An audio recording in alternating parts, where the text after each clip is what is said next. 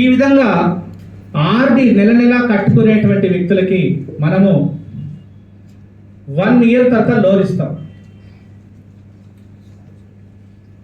1 year తర్వాత ఎంత ఇస్తామంటే ఎంతైతే పే చేసి ఉన్నారో పే చేసి దాంట్లో 70% లోన్ ఇస్తాం. కేవలం మనం ఇచ్చే వడ్డీ కంటే 2% మాత్రమే, అంటే 10 పైసలు మాత్రమే వడ్డీ. ఇలా చాలా టైమ్స్ తీసుకోవచ్చు, మెనీ టైమ్స్. అంటే దీనికి పోస్ట్ ఆఫీస్కి మిగతా బ్యాంక్ వాళ్ళకి చెప్తాను. సో పోస్ట్ ఆఫీస్కి మనకు ఉన్నటువంటి తేడా ఏంటి? పోస్ట్ ఆఫీస్లో 3 ఇయర్స్ వరకు లోన్ తీసుకోవడానికి లేదు. ఎన్ని సంవత్సరాలు? 3 సంవత్సరాలు ఎలాంటి లోన్ తీసుకోవడానికి లేదు పోస్ట్ ఆఫీస్, ఇదే ఆర్డీ స్కీమ్ మీద. ప్లస్ 3 ఇయర్స్ తర్వాత 40% మాత్రమే ఇస్తారు. అది కేవలం 1 టైం ఇస్తారు అంతే. I will repeat again.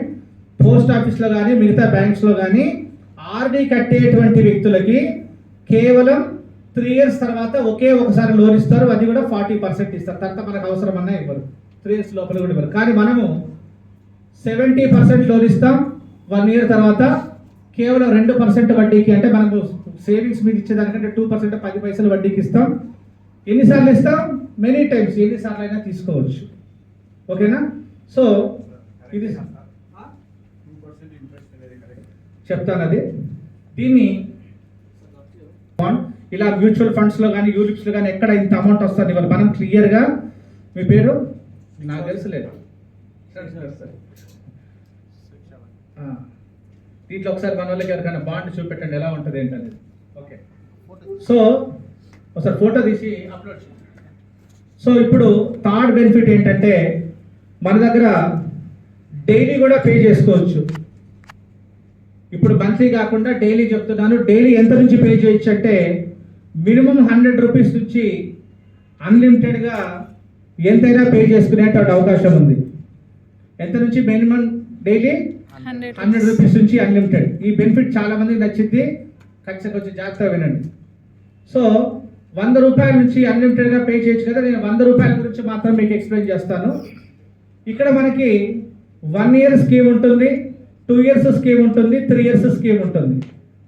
1 year స్కీమ్లో ఎలాంటి లోన్ రాదు, నో లోన్. 2 ఇయర్స్ స్కీమ్లో 70% ఇస్తారు. అది 100 డేస్ తర్వాతే. అది ఆర్డీలో అయితే 1 ఇయర్ వెయిట్ చేయాలి. ఇక్కడ 100 డేస్ తర్వాత 70% వస్తుంది. 3 ఇయర్స్ స్కీమ్లో డబల్ లోన్ ఇస్తారు 100 రోజుల తర్వాత. ఈ స్కీమ్ ఏంటని చెప్తాను. సో ఒక 100 రూపాయలు కట్టే వ్యక్తి 3 సంవత్సరాల స్కీమ్ కట్టాడు అనుకుందాం. ఎందుకంటే మన దగ్గర 99.99% అందరూ 3 ఇయర్స్ స్కీమే కడతారు.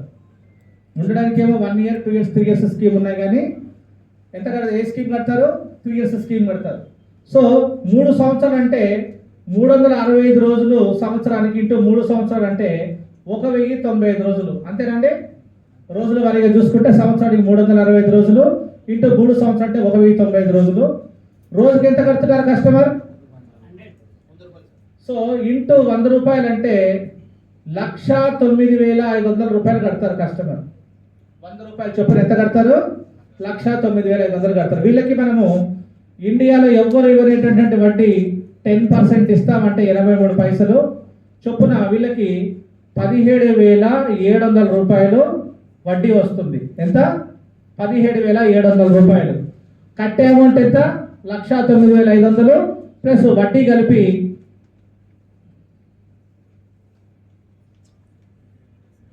1,27,200 రూపాయలు వాళ్ళకి మెచ్యూరిటీ వస్తుంది. దీంట్లో ఏం గొప్పతనం ఏముంది సార్ అంటారేమో. ఇప్పుడు మీకు క్లియర్గా చెప్తా. సో వడ్డీ 3 ఇయర్స్కి కలిపి ఎంత వచ్చింది? 17,700 రూపాయలు వచ్చింది. ఎంత కట్టే వ్యక్తులకి? కేవలం 100 రూపాయలు కట్టే వ్యక్తులకి. ఇది ఎన్ని రోజులకు రావడం జరిగింది? 1,095 రోజులు, అంటే 3 సంవత్సరాలకు రావడం జరిగింది. సో రోజుకి ఎంత వడ్డీ వచ్చింది? ఎలా లెక్కేయాలి? వచ్చిన మొత్తం వడ్డీని 1,095 రోజులతో డివైడ్ చేస్తే మీరు చేసి చూడండి 16 రూపాయలు వస్తుంది. అంటే 100 రూపాయలు పే చేసిన ప్రతిరోజు ఎంత వడ్డీ యాడ్ అవుతుంది? గ్రేట్ విషయమా కాదండి? రూపాయలు పే చేసిన ప్రతి రోజు 16 రూపాయలు యాడ్ అవుతుంది. సో ఎందుకు మళ్ళీ అనుమానం మనకి ఎలా వస్తుందని? ఏం లేదు, జస్ట్ సింపుల్ థింగ్. ఇంతకు చెప్పినట్టుగానే ప్రతి 6 నెలలకు ఒకసారి వడ్డీకి వడ్డీ యాడ్ అవుతుంది. Very simple. Auto compounding interest చక్రవడ్డీ యాడ్ చేస్తున్నాం కాబట్టి ఇంత వస్తుంది. ఓకేనా? ఎంత? 100 రూపాయలు కట్టే ప్రతి వ్యక్తికి ఎంత యాడ్ అవుతుంది ప్రతిరోజు ఇంట్రెస్ట్? 200 కడితే